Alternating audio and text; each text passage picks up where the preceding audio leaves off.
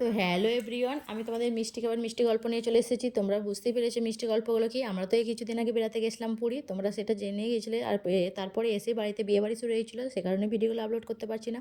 তোমরা তাদের কিছু মনে করো না। এর পরে ভিডিওগুলো পরপর আসতে থাকবে, তোমরা ভিডিওগুলো দেখতে থাকো। তো আমরা দিদিভাইয়ের বাড়ি পৌঁছানোর পরের দিনই গিয়েছিলাম নন্দনকানন। নন্দনকানন যেমন আন্টি আঙ্কেল দুজনেরই যাবার কথা ছিল পুরী, সে কারণে নন্দনকাননটা আমরা প্রথম দিন গিয়েছিলাম।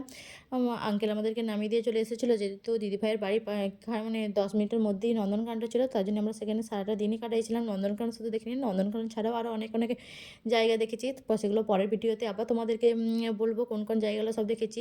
নন্দনকাননে এসে এত বড় জায়গাটা যে ঘুরে দেখতে পারবো পায়ে হেঁটে বুঝতেই পারিনি, খুবই এক্সাইটেড ছিলাম। যে প্রথম থেকে বলেছিলাম যে গোটাটাই হেঁটে দেখবো, সেই মতন হেঁটেও সব কিছু দেখালাম। কিছু কিছু জিনিস আর দেখা হয়ে ওঠেনি, তো কী করবো, সেখানেই অনেকটা টাইম চলে গেছিলো। তারপরে বাইরে বেরিয়ে খাবার দাবার খেয়ে আবার বাকি অন্যান্য যে জায়গাগুলো দেখতে শুরু করে দিয়েছিলাম। এখানে এসে যে এত পশু পাখি দেখবো বুঝতে পারিনি, যেগুলো এতদিন ফোনে টিভিতে দেখে এসেছি সেগুলো চোখের সামনে দেখবো। তো আমি তো দেখে খুবই আনন্দ পেয়েছি, এবং আমাদের সাথে যারা ছিল সবাই আনন্দ পেয়েছে। আমাদের সাথে ছিল আমি, তোমাদের দাদা ভাই, দিদি ভাই আর ছোটো বোনই, চারজনে মিলেই গোটাটাই ঘুরে দিয়ে এসেছিলাম। তো এই সিংহ বাঘ, এত রকমের বাঘ দেখেছি, এত রকমের সিংহ, বানর, সাপ। বানর তো কোনো ইয়ে নাই, আমাদের গ্রামে তো দেখতে পাওয়া যায়, সেগুলো নেই। তবে ছোটো থেকে বড় সব সাইজে বিভিন্ন রকমের সাপ, তারপরে বিভিন্ন রকমের পাখি, ময়ূর, এইসব জিনিসগুলো সামনে থেকে দেখে আমার খুবই ভালো লেগেছে।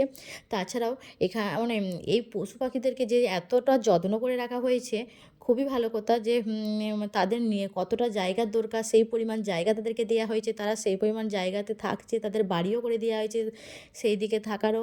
আর ওইসব চারদিকে ঘুরতে ঘুরতে আমরাও এই দিকে একটু চলে এসেছিলাম। দেখি যে এখানে বড় ইয়েতে বোটিংয়ের ব্যবস্থা আছে, টয় ট্রেনের ব্যবস্থা আছে। এইদিকে সব কিছু দেখে মনে হলো যে আমরা বোটিং করব।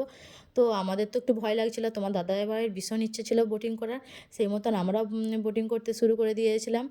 তো একটু ভয় ভয় লাগছিলো বোটিংটা করতে। যখন নামলাম তখন মনে হচ্ছে যে আর পারবো না বোটিং করতে। এইদিকে আমি আর তোমার দাদাভাই বসেছিলাম, আর ওইদিকে দিদিভাই আর বোনটা বসেছিল।